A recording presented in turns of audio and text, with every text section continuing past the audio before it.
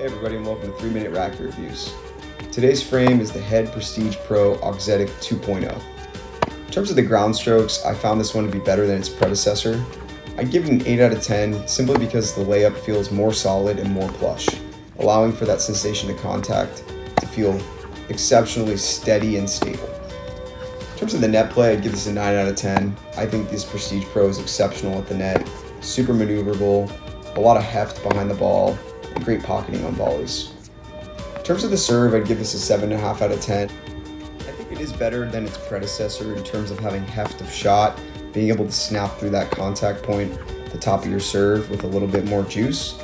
But I do think it's fairly low in terms of the spin generation, which holds you back on slice and kick serves. In terms of the power, I'd give this an 8 out of 10. I think the additional heft in the layup and a little bit more swing weight provides a more powerful sensation than its predecessor.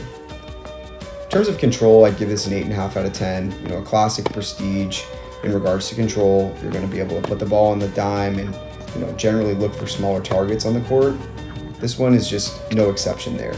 Super controlled response, felt very similar to me to the PT57A, despite this one having a larger head size.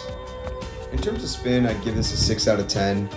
I don't know if they retooled the string spacing between Auxetic 1.0 and 2.0, but this one definitely feels like there's a lower launch angle and less access to spin in general. In terms of the stability, I'd give this an 8 out of 10. I think the heavier swing weights that come stock in this one and the more weight distributed in the upper hoop allow for this to be more stable than its predecessor, but still not among the top performers on the market. In regards to comfort, I would give this nearly a perfect score, something like a 9.5 out of 10, 9.7. I think it's just as plush as some of those old classic head frames of old, and they've definitely done a great job at making this layup feel super plush.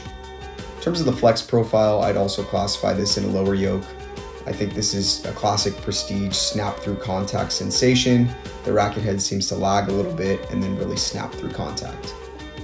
Onto the touch and responsiveness, I'd give this a 9 out of 10. I think it's a really responsive frame, and generally, even though the string spacing is tight, you can really feel where the ball sits on the string bed. Onto our Will It Lead category. I think this is tough to recommend in league settings, especially due to the less access to spin relative to the predecessor. But I will say, if you play old school tennis, you like to come forward, you hit through the ball a lot as opposed to brushing up behind it, this could be a super viable option for you. And lastly, onto the cosmetics, I'd give this a 5 out of 10 simply because it's nearly identical to the prior version. To me, it's too much black. The burgundy is really nice close up, but one really big issue I have with this cosmetic is how it feels in the throat section. There's a matte piece that connects to a gloss piece that has a really sort of uncomfortable seam between the two. So I would definitely recommend to Head to not try and blend those two paint types in the throat section. Thanks everybody for tuning into this racket review. We'll see you in the next one.